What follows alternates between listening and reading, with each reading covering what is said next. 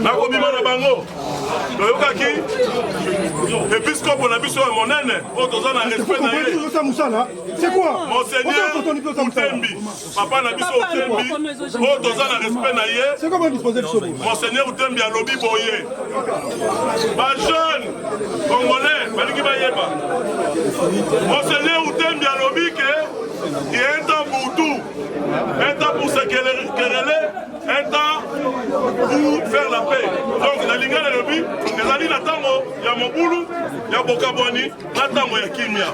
Mais, à l'objet qui propose mon français, à l'objet, il y a une étape qui a été franchie. Dans mon jeunesse congolaise, il y a un molobeli à 5 ans. Étape franchie wana ezanini pour jeunesse oyo balingi kadi matin seule raison ezanini boyebi directeur ancien directeur de cabinet ya papa Etienne Tshisekedi de respectable Albert Moleka alaki porte-parole na ye a révélé à l'obike monsieur Kadima azalaki membre de la fédération UDPS Afrique du Sud.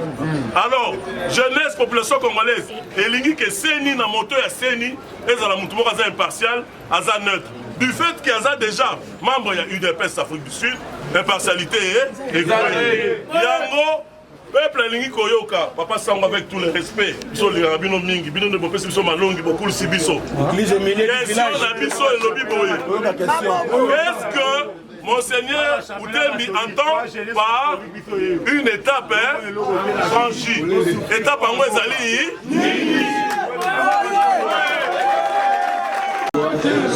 liboso ya kolimbola oyo episkopo président ya senko alobi nasengeli korapele bino bolobi bozali na respect na ye kasi respect yango ezala po azali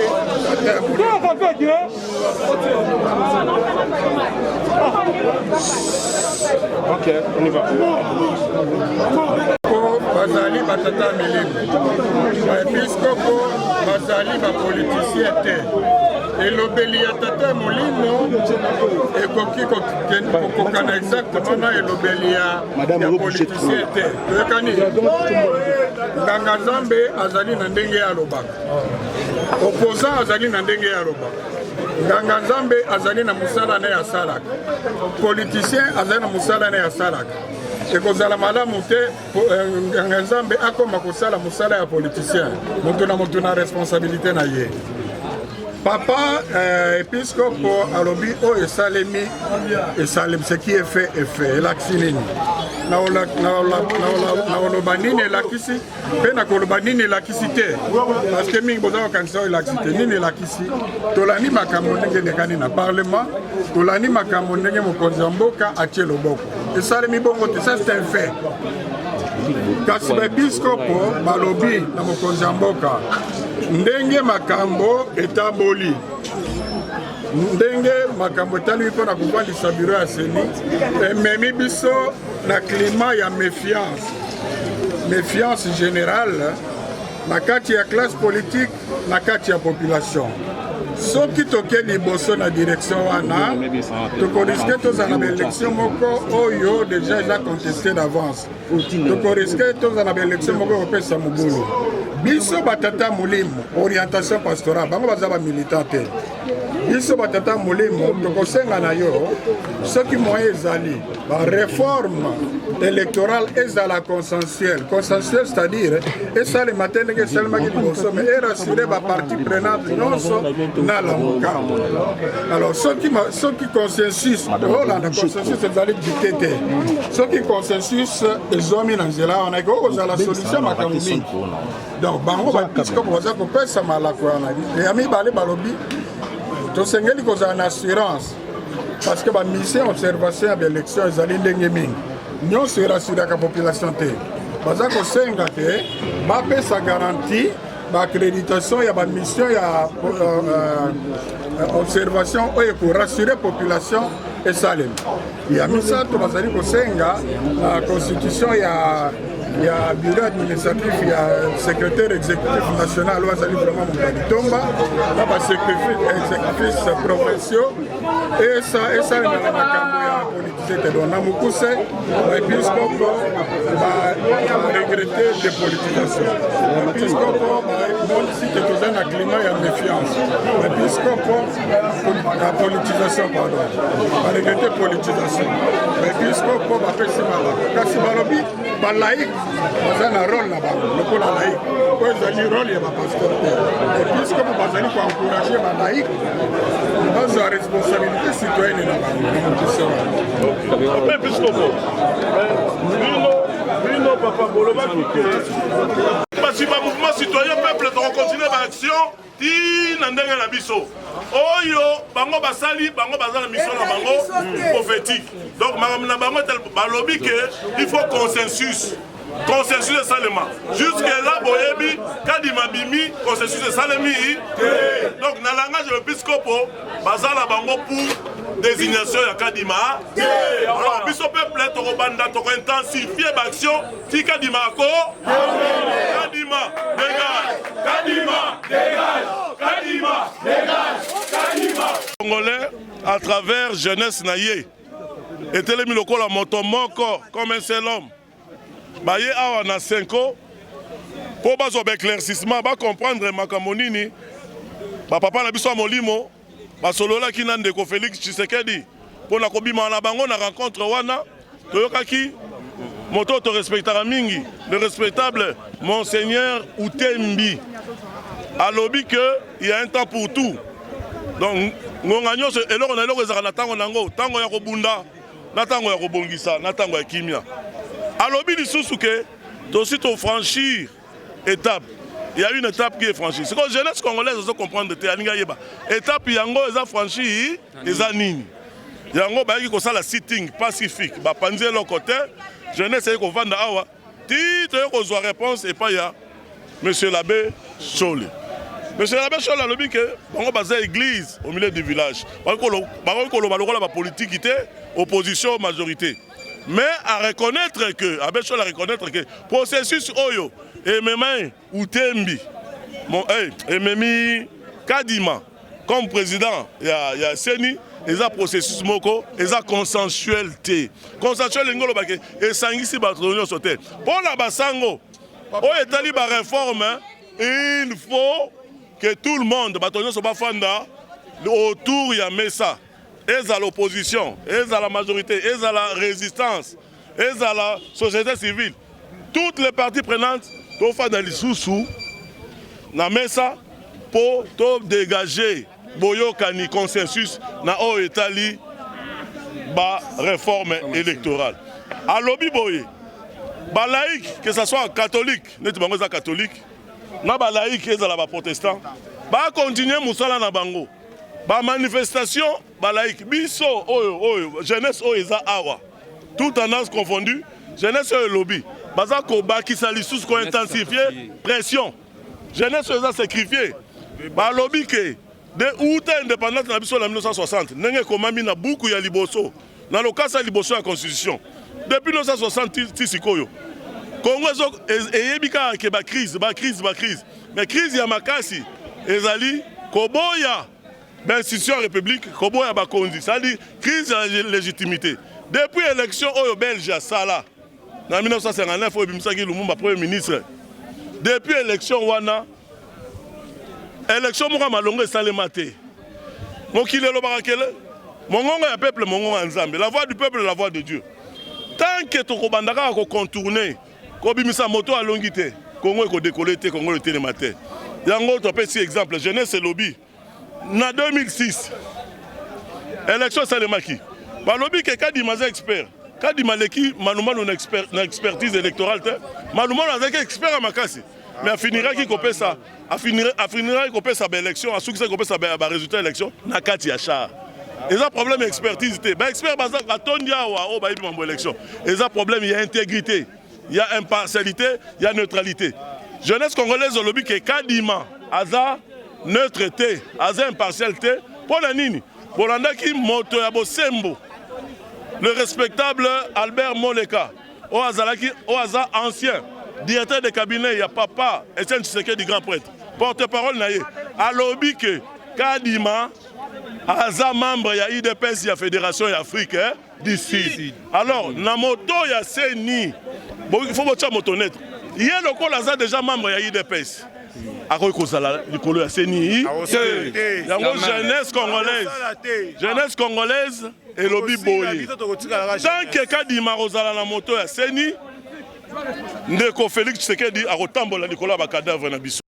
Tosangana ki awa toye te liboso ya bakatolika kotuna bango ke comment est-ce que tout monde qui Monsieur Tshilombo atindaki bato na ye maloba nini o bango bayaki koloba vis-à-vis na bino ya bino biso pepe tozali na besoin toyeba yango tomoni basango bazalaki vraiment trop baza en bref na kina motuna balobi boye bango basengi tokende na élection oyo kozala consensuel, c'est-à-dire que bazali kondima présence ya Monsieur Kadima na kati ya CNT baboyi présence ya Kadima donc à s'habituer et puis à ça la misala na kati ya CENI parce que biso ba kongomani toyebi bien CENI ezali CENI oyo mais c'est tu le moitié bato na ye pour intérêt na ye batie bato na ye pour peuple lobby à continuer na passe et puis to se retrouver toyebi que ezali le système moko oyo et même de détruire déjà nation et même mboka na biso na passe. C'est pour cela biso ba kongomani toyaki atobeta sete liboso ya 5 kosolola na ba katolika toyoka bango mais to sepeli nenge toyoki bango et puis biso tozongeli la action jusqu'à absence ya Kadima na kati ya parlement la biso totiki et plutôt que na élection ya bien. Ni mwana mboka Moussa Cléophas Sibana ya Nselenyo so ya Bibwa nazo représenter bango awa. Tozali ba jeune congolais oyo toye awa na Semko. Toyaki pona nini? Po bato ya catholique na bato ya protestant balobaki déjà étape moko eza affranchi. To comprenez qui français wana malamu te étant ezali na droit na biso pe devoir na biso population congolaise koya ba contenu ya liloba oyo alobaki ke étape eza affranchi to biso étape to bien affranchi ezali étape moko cavalière oyo bataki ndeko Kadima bataki na ndenge ya mabe toyoki bango moko porte-parole ya papa fait Etienne Tshisekedi ndenge alobaki ke Kadima azali membre ya IDPS Afrique du Sud.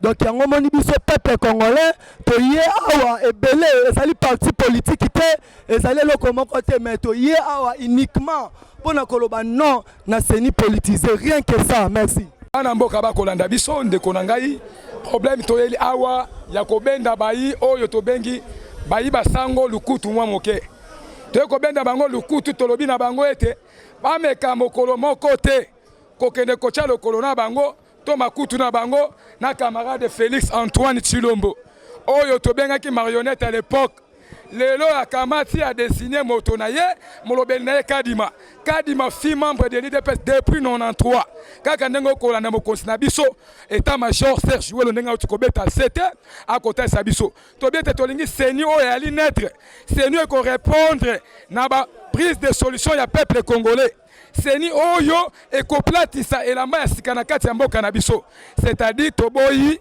fraude électorale toboyi glissement toboyi dépolitisation na kati ya CENI tolingi te ba politicien na kati ya biro ya CENI tolingi que non respect ya texte respect ya constitution pe respecter ya article 18 il y a charte des valeurs à confession religieuse ou à la qui violé il est nommé à la violation de la loi c'est dans ce sens là que biso tozo refanité que tolobi été loi to moto babengi Kadima a kotika la kosala te to kotika la jamais qu'aucune élection na Kadima. Merci. Ko remercier nanu nazo remercier nanu papa Chole oyo ya 5 molobeli ya 5 na ndenge auti ko éclaircir biso na souci oyo tozalaki na yango ya koyoka ke bayebisaki biso ke une grande partie déjà ya CENI et Salemi pona biso toyebaki ke consensus ya ba concession et les religieuses et Salema quitté et que Kadima zalaki placé na CENI arbitrairement.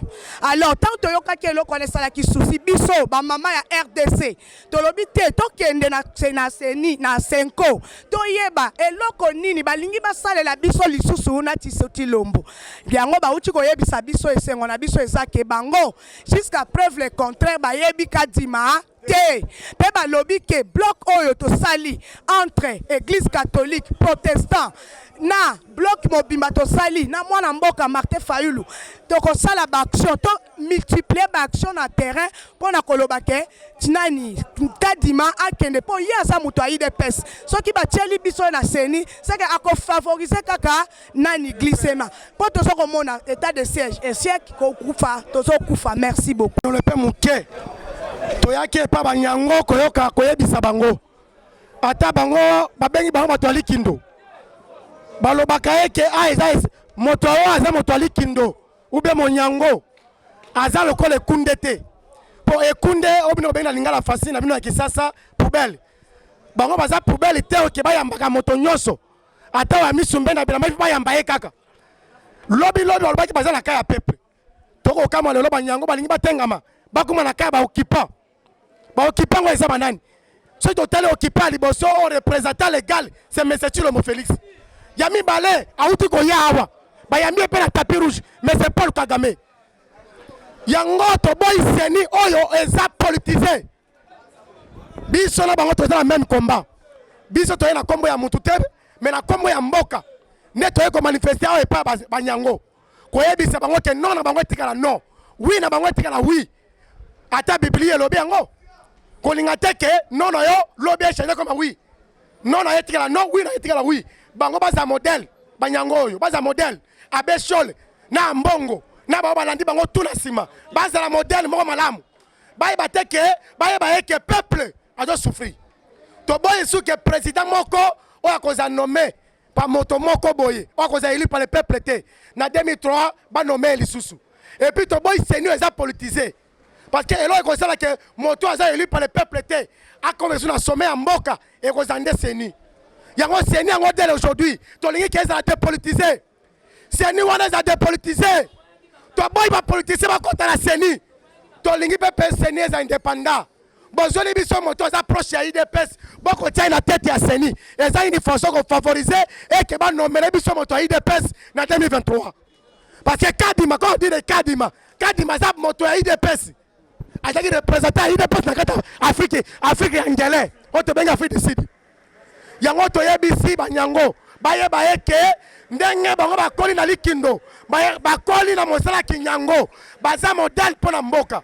batikala toujours na non na bango échange comme oui biso peuple on est venu au nom du peuple toye ko manifester na kombo ya peuple pas na kombo ya un politicien pas na kombo ya parti politique tolingi to kana mapone moko crédible et apaisé to boy fraude électorale to boy glissement en 2023 peuple a récupérer pouvoir na ye. Merci beaucoup. Mboka a toye awa na Senko pona mituna pe to tunaki mituna na biso epa banganga nzambe pa yanoli biso na maloba na bango maloba ya beshole toyoki alobi ke bango bazali kaka kozela consensus c'est que bango bandimi monsieur Kadima te monsieur Kadima azali nani monsieur Kadima azali fruit ya UDPS azaki na UDPS ya Afrique du Sud monsieur Kadima aye ko sala continuité oyo peuple congolais azoko telemela mbula na mbula yango kaka ezokende na kokoba yango peuple congolais oyo ya kati ya Congo oyo ya diaspora ya partout dans le monde tolobi ke Kadima kosala te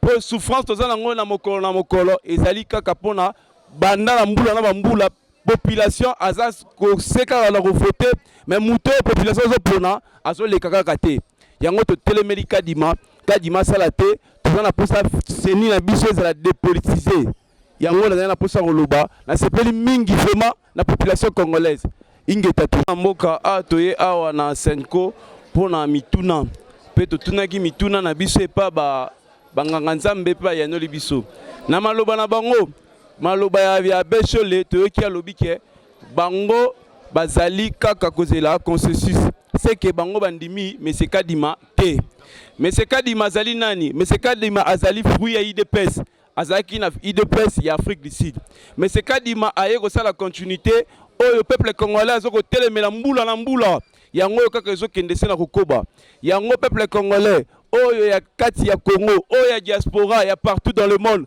tolobi ke Kadima kosala te po souffrance tozana ngo na mokolo ezali kaka pona banda na mbula na bambula population aza koseka na voter mais muto population zo pona azo leka kaka te yango to telemeli Kadima kadima sala te toza na posa seni na biso ezala dépolitisé yango nazali na posa koloba nasepeli mingi vraiment na population congolaise ingeta to lelo biso jeunesse congolaise toye awa pona kolobe te etumba ya seni cessez le fait réalité etumba oyo babeteli biso yango bafimbu tolaleli yango kan lufungula nyonso tu pona koboya biro ya moyibi biro oyo tokobenga monocolore biro oyo eza kaka na couleur politique ya union sacrée biso ba mouvement citoyen position na biso yali obele moko pas de CNI politisé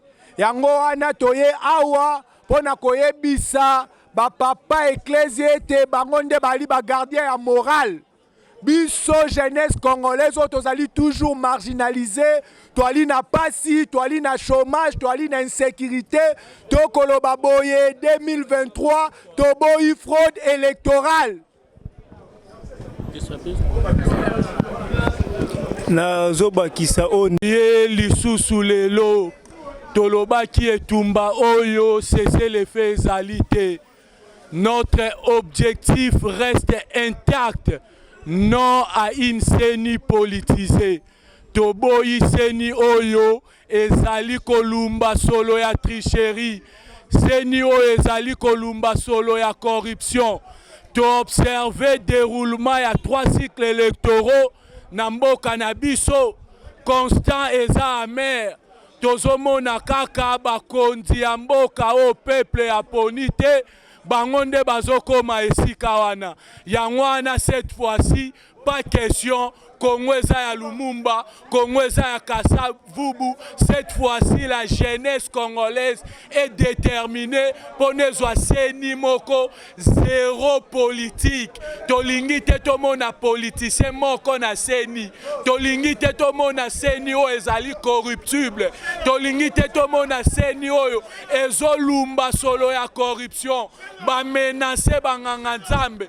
Lelo cardinal Ambongo alobaki ete azali susu na sécurité te, azali susu na kimia te kovanda na Kinshasa. Pona nini? Parce que aboyi CENI o ezali politisé. Yango wana tozoyebisa banganga nzambe peuple eza sima na bango, toza ko continuer lutte oyo. La RDC nous appartient tous.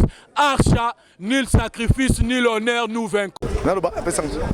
Présence na biso na kati ya 5 awa ezali ko affirmer makambo oyo Monseigneur Utembi alobaki na TV. Donc Monseigneur Utembi na TV après avoir kokuta na Chilombo aye asali déclaration moko tomonaki ambigu, tomonaki flou. Biso peuple tobi non catholique o biso tielaka motema. Oyo tobotami na hôpital nango. Oyo totangi ba classe nango ba l'action morale chrétienne. Biso ba koma ko trahir biso par rapport à maloba. Monseigneur Utembi alobi.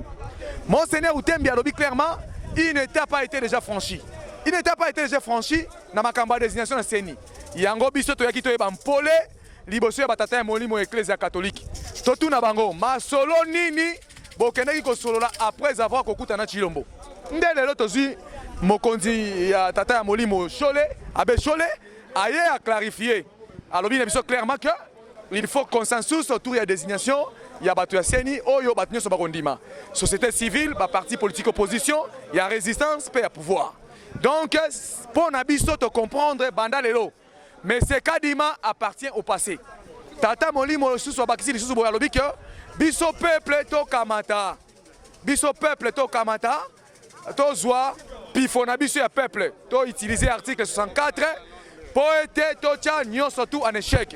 Donc biso to zwi mission kozonga na biso na ndako yo. To koya kaka toujours kadima ko kenana libulu ya WC ya 10e rue et biso tambola na nzela mikolo za koya na 5 pona kolobela na makambo Monsieur Chilombo alingi kosala trahison apesa 5 mbongo po 5 akoma motu na ye mais biso tokoyesa na 5 andima makambo wana te biso tofutaki mete tofutaki kadima te toyo komona na CENI monsieur Félix akozwa tcheli biso kadima pona biso kadima peuple congolais ekosimba te tolongola kadima zala na place wana o ba parti politique nyonso baboyaki kadima bato nyonso baboyi kadima zala te nde bomoni biso na kati ya 5 awa tosinale abe shola pardon moto wana kadima za moto aza trahison toboyaki deya pa peuple congolais